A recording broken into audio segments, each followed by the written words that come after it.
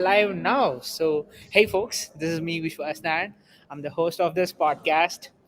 To me, a Pioneer Project has always been one journey that I started out to just explore myself as one leader who's really good for that 0 to 1 journey. Like I always tell to myself, I feel that kick when I see startup founder hustling around his way, around his way in growing his startup, building it.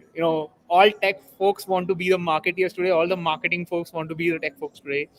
That's Yeah. the impact that it has been. And randomly one day in an event I met Manish, and Manish has been that one wonderful leader that I saw, because Content Stack as a company is it's growing at a phase in which it's building out massive thought leadership in the technology. Not just thought leadership in the technology, because their product serves at a very niche audience base. It's also serving as a very impactful product in the content economy, or as the enterprise content economy. That's where the CMS and all these kind of technologies come into the picture. And I thought, why not interview Manish, who has seen that 0 to 1 journey, which is at a phase where he joined at 2020, worked very closely with Nishan, the CTO of the company, and just understand that what it really takes to scale up a team, scale up people all around you. Of course, he's reading a book called as Scaling People as well. So let's learn something about it. And let's go on with the podcast and understand what it really takes to be somebody who's growing a team and building a team at that massive scale. Thank you so much, Manish, for being on the show. Means a lot.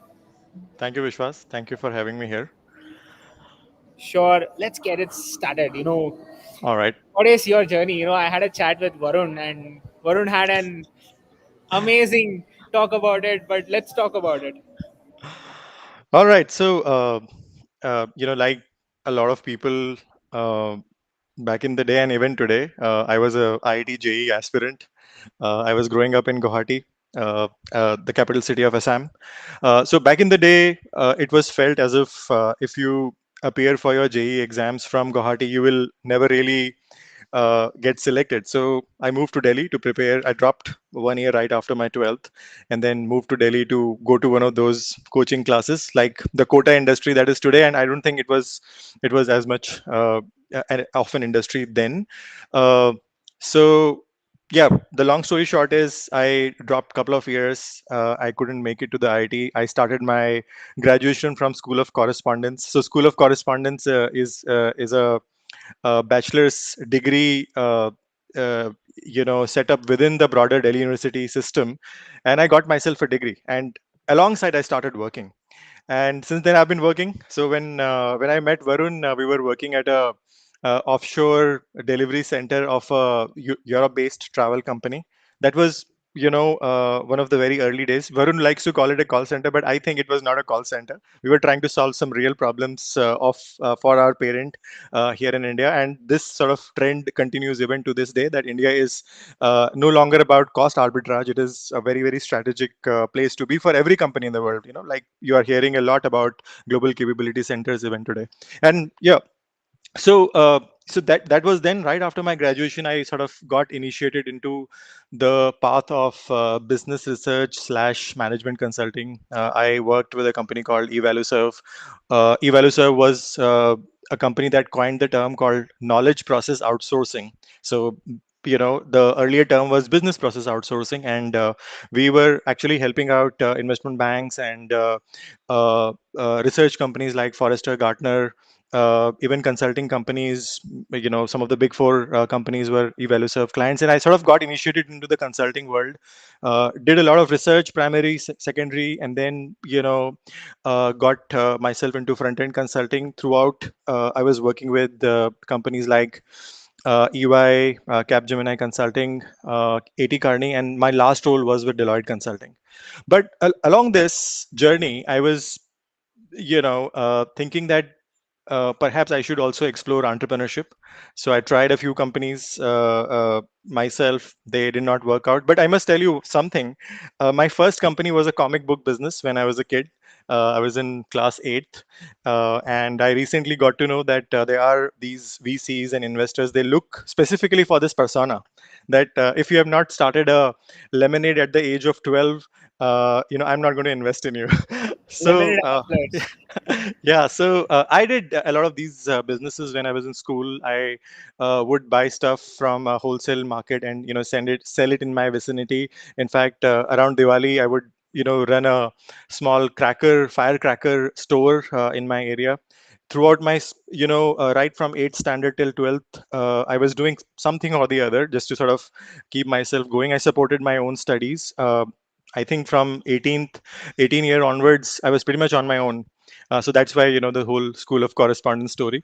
uh, when I was in my early 30s, I started exploring entrepreneurship. I started a platform that would connect suppliers to their you know much like what uh, there's this company called Urban Ladder, right? Okay, no, that's not Urban Ladder. There is a company that gives you uh, the option of hiring, say, a painter or a carpenter or a AC repairman, or even you can even hire a music teacher. So we started a platform where we will connect the requirement of music students with the whole supplied system. So basically, teachers and music equipment providers on one side, and on the other side, the entire market of teachers, students, and music schools and all of that.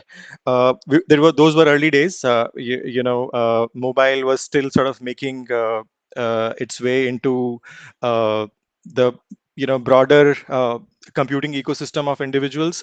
uh, Wireless connectivity was not all that great. So we tried this for for some time, from 2012 until 2016. It did not work out, and then of course there were several other startups. So long story short, again, quickly, several startups did not work out, and then when I was uh, doing consulting at Deloitte Consulting, uh, this opportunity comes to me to be the chief of staff of a founder of a Series A company. And when I spoke with Nishant, he's not just the CTO but also the founder, not only of Content Stack but of multiple companies. So I thought, this is something that is worth pursuing. So I dropped my career in consulting and I decided to come work with Nishant. So since then, there have been a lot of uh, interesting bits that we have tried to get ourselves involved in. Uh, and you mentioned that I was involved in the 0 to 1 journey of Content Stack. No, Content Stack was sort of incubated within a services company called Raw Engineering. That was 2014-ish, and around 2018-19 timeframe, we decoupled that company out of Raw Engineering. We created a holding company called Surfboard Ventures. Basically, Surfboard Ventures is basically the founders. Holding company, founders interest. So they have Raw Engineering, Content Stack, and a few other investments. So when I came in, it was a Series A company, and we were on the verge of working towards getting a Series B round. So I think when I had come in, we were about 150 odd individuals, uh, and there was a set of uh, problems that needed solving at that phase. Okay, and it was very, very interesting. We were always trying to figure out what is the most optimum way of figuring a certain challenge. Most of the challenges that I was involved in were organizational and to do with people. And as we became a Series B and a Series C company, we experienced a bit of a growth. So from about 150, 60 odd, we went to about 500 odd people. And then at every sort of 100 employee milestone, we are experiencing that the uh, set of solutions that worked at a certain employee milestone will not work as we scale to become a bigger company. So we needed a semblance of an organizational structure. We needed roles. We needed career leveling. We needed expectations at each level. So yeah, uh, all of these I have been involved in. It has been quite a journey so far. Sure, I think that's my ultimate goal in any organization in the future. I want to be very close to the founder. So why I take when people ask me, dude, you're very good in tech, you can still pursue your entire career in tech and all this blah blah blah. And I always tell them, यार, founders के साथ बात करने में बहुत मजा आता है. There is always that one agenda for a founder, यार.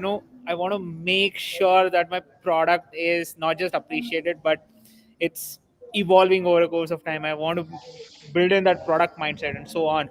But scaling on the other part, right? I've seen this. They have told me, dude, I have a product which can scale, but I want my people to scale. I Yeah, have a product which can scale. I want the organization to scale. There's always a playbook that is required for scaling. yeah, It's different at different stages. It's yeah. different at different scenarios and the time frames that you take in. So let's Hmm. talk about the scaling checklist and the frameworks that they need to have. Let's not make it a playbook approach because it's different from Yeah. every little aspect, but let's make it a scaling checklist that a founder or else a chief of staff or somebody who's an aspiring entrepreneur like me, not an entrepreneur, I'm an entrepreneur by the way, so an entrepreneur like me can really need to double down on. Yeah, in my role as well, I need to be an entrepreneur as well. I need to, the best part is the founders have empowered me to make my own decisions. And, they've also suggested that if you're not failing, you're not taking the right kind of decision. So there is some tolerance for, taking risk and, maybe making some wrong decisions as well once in a while. So, talking about scale, right? It's founders often find out a little later that they are able to start a company, they are able to find or move towards a product market fit. There is something called a founder market fit also, I discovered recently. So they are able to sort of check some of those things as they go along in their journey, but at there comes a point when they realize that uh, people and organizational issues, they take up a lot of their time. So they are like, should I be solving this problem, or should I be focusing on building my product, or should I be focusing on taking my product to more customers, and of course, in our case, sort of very early on, we figured that we have to be in the enterprise market first. We are still not looking at the small and medium enterprise market. So this segment I am operating in, and it's a very, very challenging, very difficult segment to be in. So should I focus on these people, organizational, psychological issues, where uh, uh, which are not very obvious, which are not very intuitive to me, so so that part, I think, I would uh, recommend to current and future founders that they should try to get, if they can, the right people on the right seats on the bus, and let them navigate the operational challenges of people. Okay, if they cannot, I would recommend that they should seek advice from folks who have been there, done that. Read this very fantastic book. It's a starting point. I don't want to call it a playbook, and as you very rightly mentioned, that every context is different. Absolutely, there is a lot of material out there. Thankfully, a lot of founders have shared their own journeys. Executives have shared their own journeys. Um, Refer to some of that material and try to contextualize it in your own world. And I would also recommend that uh, they should have some sort of a roadmap, some semblance of a roadmap, that okay, at about the 100 people mark, we need to have maybe these roles. Okay, we need to have a Checklist. VP of engineering, and maybe a leader of HR, not a CHRO just yet, but maybe somebody who has been in a similar situation, like a director of human resources, somebody who can define some of those organizational structural bits, policies, and pave the path for us towards the 1,000 number milestone, and then when you get a much more senior leader. uh, Another thing that in fact, I witnessed something of this sort at Deloitte as well. I was a part of an organization which were about 250 odd people, and then they uh, determined that within 3 years we want to get to 500 people. So we came out with a project. We consulted with a lot of stakeholders, and we figured that if we are going to double our headcount, there are these many new challenges which we will have to encounter. So challenges like, first of all, how do we get the intake? We were only recruiting from some of the top B schools. So is there enough number of great people available at these schools. So plus, there was also this thing about trying to find a good mix of people from colleges where we have not traditionally been to.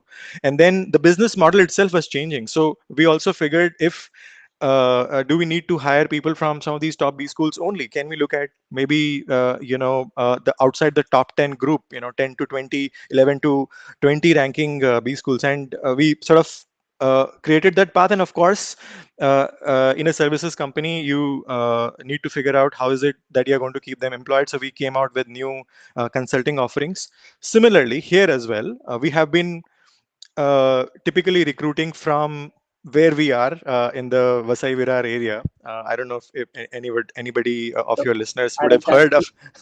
learn uh, about that space. Very interesting space, by the way. Amazing yeah, leaders are coming out. yeah. So ours is a very interesting journey in that regard. Okay, so we are in a tier three, tier four city, which is like the underbelly. Maybe my numbers may not be very accurate. So Mumbai is probably at around 15,000 GDP, dollars per capita GDP, and maybe Virar is at 2,000, $3,000 GDP per capita. So it's like the underbelly, and typically students who pass out of colleges in the Vasai Virar area, they have to go to Bombay to find a uh, earn a livelihood basically. But thankfully, Nishant was able to create these wonderful companies out here and solve a very interesting problem for the world. Today we are serving uh, quite a few of Fortune 500 clients, and all of it is managed out of the city of Virar. Okay, so yeah, we were traditionally recruiting from colleges out of the Vasai Virar area, but as we started scaling, we figured that we need a fresher perspective. We needed to see what is the talent like in Bangalore, what is the talent like in the city of Hyderabad. I'm based in Hyderabad. I was recruited from here, and how is the talent like in the city of Pune? And during pandemic, we went all over. Actually, we said, okay, let's find the best the individuals who are suitable for a certain role. So back in the day, we often used to say that the best talent can come from anywhere, right? So. Yeah, again, as I said, you need to have some semblance of a plan, that if you are going to do 2x, 5x, or 10x your headcount, there will be a whole lot of unforeseen, unimagined, uh, unplanned uh, organizational challenges. Okay, so you need to really plan this in advance. I think Corona was one of it, right? Pandemic really changed the Yeah. dynamics of any business and any mindset. I didn't receive a lot of traction during the pandemic, and whatever I had done before pandemic was almost down the drain. Nothing worked out. What should I do? But I wanted to specifically ask you this question because I wanted to learn. It was 2020 that you joined Content Stack, and it's in the middle of the scaling process.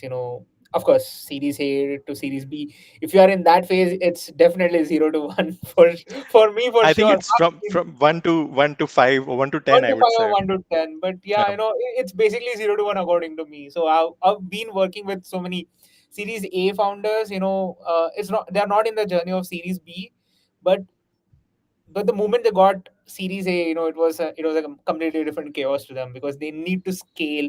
Their methodologies need to change. The way they even think market as in persona needs to change, right? That's what I've been taught to me because over a course of time, it really changes the dynamic. Let's talk scaling Content Stack and scaling art Content Stack. It's not just Manish who just works there, but it's beyond it. It's all the people who collaboratively work together, and how. And I also wanted to learn about, like, how are you driving the team there, because typically when it's a bigger team, the chaos is huge and you need to be the master of the chaos. I always consider it in that way. Let's talk about scaling Content Stack, and let's talk about how it is dynamic shift that has changed from pandemic to what it is today. So let's talk about it. Yeah. Okay. So when I came in, we were all remote. In fact, interestingly, around January, February 2020 timeframe, we had set up our own office. Own office in the sense that it was a proper corporate office with everything fitted out. Uh, we had multiple meeting rooms. They were named after companies or ideas that we had incubated in the past. Our journey actually started in a tile factory. So, it's an interesting one. Um, we could not have afforded a space in the city of Bombay. So the founders decided that, here is this factory where his father used to make tiles. Why don't I repurpose it and start building products out of it, and start servicing, building mobile apps and all of that. Uh, and of course, when we received the Series A round, we of course had the resources to set up our own office. January, February, we have this state-of-the-art, fantastic office set up in the city of Virar. But uh, pandemic hit, and all our plans were in a state of disarray. Uh, so then's when we started going out. So back in before that, it was a primary requirement that anybody who gets recruited at Content Stack or our sister company Raw Engineering has to come and work out of Virar. Okay, we even used to provide accommodation to a few people, coming from other cities. Uh, so that bit, all of that, all of what we were doing in the past changed. And uh, during 2020 and during most of 2021, we made this decision that we will be fully working from home, and we will recruit people from anywhere. And that's how I was recruited. I still continue to be based out of Hyderabad. Um and as I had mentioned it previously in my conversation here, that uh, there were interesting bits of organizational challenges that started emerging. So we had assigned a certain job description to, let's say, okay, so let me take a few steps back. Okay, I'm doing this exercise right now, so I have a little bit of an understanding. So when you set up an engineering team, right, you need to carve out a career path for two primary personas. So first is the individual contributor persona. So everybody who starts as a individual contributor, and then maybe in fourth, fifth, sixth year, that the individual demonstrates a certain aptitude to be a people manager, or demonstrates an aptitude to be an individual who will pursue that technical architect, technical fellow path, right? So none of this was thought of. Okay, and we are trying to solve some of those things right now. Um, so we had individuals who had designations like senior technical architect or a technical architect, who had people reporting into them, and they had a certain set of responsibilities. They had all the responsibilities that of a engineering manager. They are expected to deliver certain features. They're expected to deliver the outcomes through a team of whatever, 8, 10, 80, 100 people. And there was no clear distinction between these paths. Okay, so we started figuring out last year that we needed to carve this out. We needed to give people a visibility of, uh, let's say you are here 4 years into your journey as a professional, as a software developer. What should you be working towards, and at each level, what is going to be the expectation? So we figured this competency framework. It has been a very interesting and a very challenging exercise, because what we figured out was happening in the broader market. They had a different context, so there was no lift and shift. We really had to understand our world, and within this world, we needed to contextualize uh, what everyone else has been doing. So I don't know if you've heard of this. There is a very famous uh, ropes and knots analogy, right? That Yes. when you start, you know that a rope is made out of cotton or Small nylon. threads. threads, right? And then Yes, as you collection. progress, you start figuring out how a rope works, how knots work, and then as you progress in your journey as a technical fellow, you invent nylon. Okay, so figuring that out was very, very interesting for me personally, because as a chief of staff, I'm involved in everything, not just people matters that I have been discussing right now, but several operational bits as well. So I came on board more as a generalist, and my my role was to, okay, there's this challenge. How do I figure this out? How do I talk to people who have lived through this journey and learn from their learnings, read books, and contextualize it in our context. And sometimes it was often going down several rabbit holes to just come back empty-handed. So it has been a pretty interesting ride so far. I don't know if I answered your question. Yeah, yeah. You just answered the right way. I'm not even kidding. Like, I have a founders set of founders who are Series B, Series C, Series D funded startups, and their first problem statement is to make sure that they carve out an entire agenda for the team to make sure that they evolve over a course of time. Forget the company just evolving because they can release features, because they need to evolve over a course of time. Yeah, The biggest challenge to them is, I'll say you one thing, Manish sir. The biggest challenge to them even today is to make sure that features go out on time. That's their first priority. But to make sure that people within, they evolve over a course of time, and they can't be making sure that people just get that sa- insights because they are able to deliver something that they know. And the bro code there was, every founder told me, is you'll be hired for what you know, but you will be paid an extra amount or the extra penny every time that you deliver something that you have evolved for. That means you need to make sure that you yeah, see that vision in the organization, you see yourself as somebody in the shoes of a founder and evolve with it. I think this was a perfect example of how did you. It's not just you coming in the picture; it's also about the entire organization coming in one single yeah. And this agenda. problem showing up, so this problem will not show up in during your early stages. This Yep. shows up when you are a slightly more mature company. You have more people.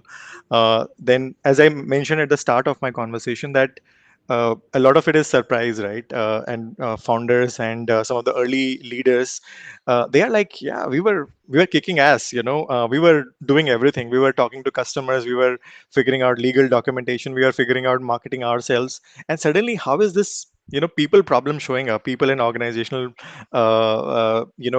issues showing up, so of course then is when you figure out, okay, whether to hire a VP of operations or a people leader or even in our case we got ourselves a general manager and a country head who would who has been there, done that, who has had experience of such managing such scaling challenges in the past. So we needed to find the right people, as I mentioned earlier on, that right people on the right seats on the bus. It's a bus, and it's a journey, and your people keep getting added and getting replaced over a period of time, right? So during the early phases, uh, I was reading in that book, High Growth Handbook by Elard Gill. So it's a compilation of multiple interviews of very seasoned, successful founders and executives. So there he mentions that you will find, as founders who have scaled to a certain extent, people complaining that I used to hang out with you, I used to have lunches with you. Now there is this hierarchy or a level that has gotten created between me as one of the early founding engineers and the founder. So those challenges are there, and you'll have to navigate, because once you are a funded company, you have accountability to your investors. You have some customers who have backed you early on and who have sort of stayed with you throughout your journey. So there comes a point when I don't know how to say this. How do I say this in a nicer way? There comes a point where it is not about the individual anymore. It is about the collective. group of individuals, that is this company, the product, the additional stakeholders who have come joined you, right? Especially investors and the and your customers, not just early customers, later customers as well. So you have an accountability towards them, right? And if some of the early members are not able to scale or are not the right people for addressing some of those challenges, we need to find other people. And it may often mean that people will feel that, okay, yeah, I was one of the founding members of the team and I'm feeling a little left behind. Yeah, sad but true. This happens in a lot of companies. Oh man, it happens every time that there is an evolution that anybody has planned. It's either Yeah, because something might get messed up, and something is not working out, and people yeah, can't say that, people has to say it, but people doesn't know how to scale it. That's where yeah. my agenda is to make sure that I be an EIR in an startup one day, technical fellow in a startup one day, distinguished engineer in a startup one day, and I have to scale beyond it. And I'm running multiple teams as a freelance gig, and I'm running multiple people in the teams that I work also. And the biggest challenge that I've always had is a leadership lens. Like, it can be a point where you get a chance to be very nice to somebody, and because you have a chance to be nice with somebody, somebody can try to take an advantage of it. Hmm. Or else it can be also as good as you're trying to scale the person, you're trying to scale the team, not the numbers, but their personal goals, the personal capabilities. But Yeah. maybe, yes, sometimes the miscommunication happens. Sometimes there is always a different agenda that comes up. So let's talk about your journey scaling team. What does your role look like? Because fundamentally, when I want to become an EIR, many EIR have told me that, dude, this is a role you have to be ready to get the heat, or else it's going to be very tough for you if you are not used to it. So start with something small, just evolve over a course of time. So let's talk about, as a leader navigating in the scaling the team. Manish, what do you find is the most challenging aspect of your role as a chief of staff? What is your actual uh, guidelines for a future EIR that I'm aspiring to be? Can you spell out what is EIR for me? So, pardon me, I have not come across this term Entrepreneur in before. Huh? entrepreneur in residence. Entrepreneur in residence. Okay, entrepreneur. Okay. So, I would say, be open minded. And I would also suggest that uh, personally, I always thought, because I somehow didn't end up at a fancy college or a B school or whatever. I learned all whatever I learned along my journey at all these wonderful organizations I got the opportunity to work in.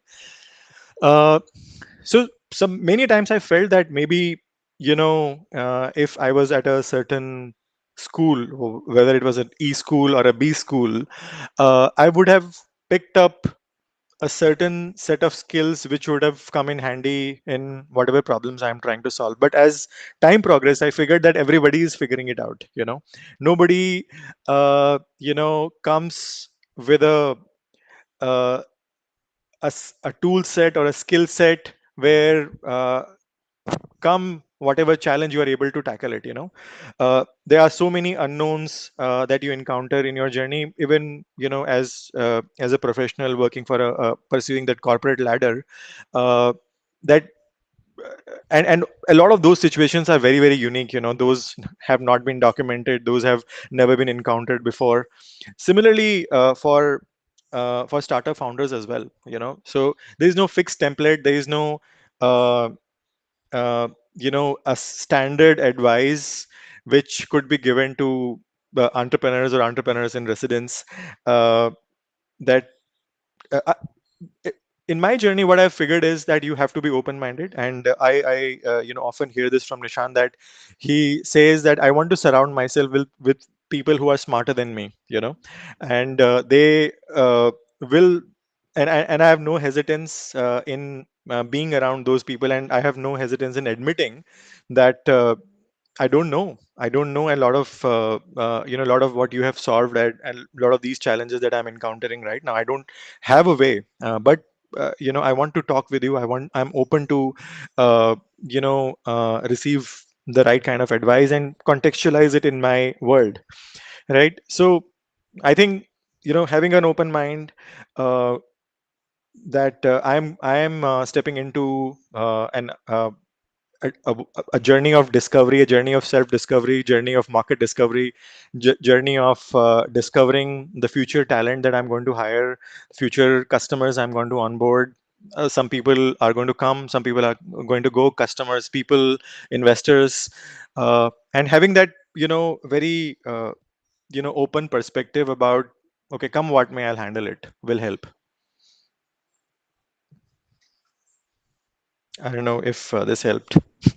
I don't know, yeah. It's a great set of an insight for me because uh, I was talking to somebody who is a CTO in residence in a VC firm. He told me one Hmm. thing, which was the biggest misfits will be the brightest future leaders that you might have missed out because you thought he's a misfit here. He could have been Hmm. something else over a course of time, but you thought he was a misfit. And the problem is, you can also get blamed by yourself by saying that, you know what, you wouldn't see the right person in him. There's always an agenda to, as a leader, right? I'm always told one thing by all the founders that I'm surrounded with. They tell me one thing: surround yourself with great people, but also learn to see somebody who's beyond what they are appearing in front of you. I think Yep. that's my biggest learning so far, and it has never changed. It has never changed. So, all right. So let's talk about Yeah, so scaling. let me quickly add a little Super. color there, what you just mentioned. People, right? Tapping or identifying young people or smart people at the start, right? Or I would call identifying leaders of the future, okay? So this is a very interesting exercise. It's a part of that whole, determining various career levels and all of that. So uh, what we figured, and what the advice that I received by some seasoned individuals who have been there, done that, they said that, okay, there has to be a regular path, regular, okay, promotion every 2 3 years. You meet some of these objectives and you get to the next level, software engineer 1 to software engineer 2, and then principal engineer, and so on and so forth. But then I figured that some of the highest performing, some of the best performing companies out there, they also have a parallel track of some of individuals who are sort of spotted early on, earmarked for a quicker progression through the ranks. Okay. uh, and then there is this another element, okay? So uh, over a period of time, you figure out a certain org structure, okay? See, all this conversation about having a flat structure and all of that is bullshit. Okay, you have to have a hierarchy. You have to have an organization. You have to have teams. You have to have individuals with specific goals. That's how sort of all of those goals merge toward the broader organizational goals. Okay. um, I will get a lot of heat for this, but uh, I don't think there is any other better way of managing outcomes, from as teams become uh, larger, the experience set that is required is very broad, and then there are multiple, especially in a software product company, there are multiple features that need to be built, right? And we started as a single product company, now we are heading towards a multi-product feature, so we need to have an organization. Okay. So there is one very critical element. Then when you have a semblance of an organization, uh, you need to figure out uh, the leaders of the future from the point of view of succession planning as well, just in case somebody very senior is no longer there for whatever reason, right? You need to have a group of individuals ready to take that place. It's a very very critical thing, and every organization that is in the throes of very very early uh, stages of scaling, they need to think this through. That, okay, if I am not there, there has to be somebody who is able to quickly come in and take on some of my responsibilities. True, true, true. I think that's great. Let's continue. One last question. I think we are Yeah, 40 minutes in. I've enjoyed this podcast thoroughly. It's actually some playbook that I'm trying to write for scaling beyond the org structure and scaling beyond the comfort zone is something I want to write. I've been practicing that one thing called as, if it can be playbooked at any cost, document it. That's what you told me, right? Document it somewhere. It will be useful yeah, somewhere on the line. So I'm trying to do that. So let's talk about scaling beyond, because it's series A, series B, series C, series D, whatever it is. Every milestone has its own set of challenges. Every milestone comes with its own set of expectations and explanations, right? yeah, You need to explain, why didn't we scale, why did we grow, and what should be your thought process as a leader. I think there is a lot. So let's talk yeah, scaling beyond. What is the challenge when you're scaling beyond what you have right now? Because world is always, what's next, and let's yeah. talk about it. Absolutely. So, whatever I've spoken about is primarily from my proximity to the engineering team. I have not been very involved in, some of our market-facing functions like, GTM, sales, marketing, uh, and some elements of investor relations as well. Of course, I have had a bird's eye view, for sure. So, there too, business side of the things, we have had scaling challenges. uh, so we had a certain group of customers, we had a certain revenue. Now we are heading towards you know um, 2x, 3x, 4x of whatever revenue we had started off when I had joined. And when we are reaching those revenue milestones as well, they are obvious challenges. These are going to show up. uh, you will start your journey as a startup with some early backers. They will stay on with you, you will have 100% retention. But as you move along, as you gather a bigger collection of customers, you will have a few customers, very critical customers, going away. S- if you talk about scaling beyond, yes, you know as I mentioned earlier on, that there will be a lot of unknowns like economic cycles, sales cycles taking a lot longer. Right, like right now we are. I don't know if it is a recessionary time or not. Some people say it's a soft landing recession. It's a soft recession, but the truth is that it has been a difficult market for maybe the last 18 to 12 to 18 month time frame. That uh, so these are things that you can't predict. We don't know if this economic cycle is going to persist, and then there are these disruptive bits that come along the way, right? AI is around, and we are wondering if the the the erstwhile or the current model of building an organization, is it relevant anymore? you know uh, is it possible that I spoke about doubling my headcount? There could be a scenario when we are looking to, I don't know, maybe uh, doing 50% or getting maybe 2 or 3x, 5x productivity out of 0.5x of our current headcount. Okay. So some of these bits we are going to figure out, I would say. So as I said, uh, we are going into the future with an open mind, and we will be able to call out uh, some elements of what's going to happen in the future correctly, and we will of course be wrong. That okay, the uh, all this talk about AI was merely a hype. We will still need additional headcount to be able to deliver the goods, service the customers, add customers, figure out newer features in the future. So I think at this point where we are, and as we were, 3.5 years ago when I had joined, uh, of course it is imperative that we plan things out. We want to get to a certain revenue milestone. We want to be more productive. Of course we want to ensure that we have the right people to be able to meet those revenue milestones. But are we going to get to those milestones in the current or current way, or in the uh, in the way that we have addressed those issues or challenges in the past? Maybe no. We'll have to figure that out. So that's my take on it, and we'll see how it goes from here. Sure, sure. I think hope to see.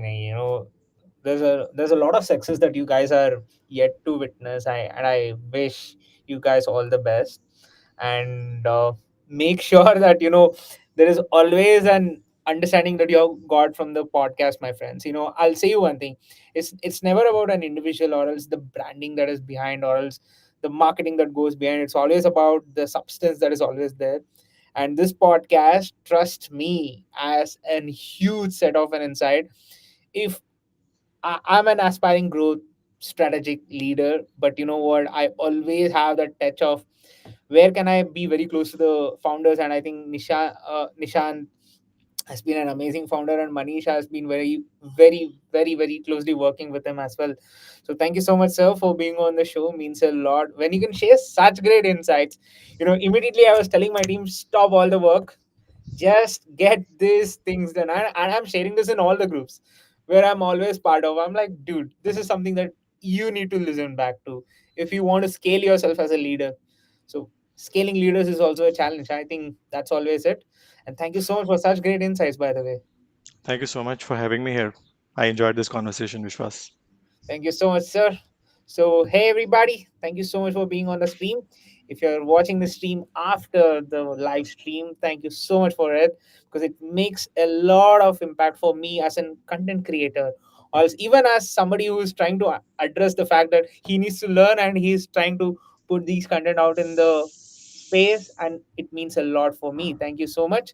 This is Vishwas Nayan signing off from the show. Thank you so much, my friends. See you soon with a new podcast and new guest, a new topic, probably a new set of questions, which will obviously make sure that I and you evolve. Thank you so much.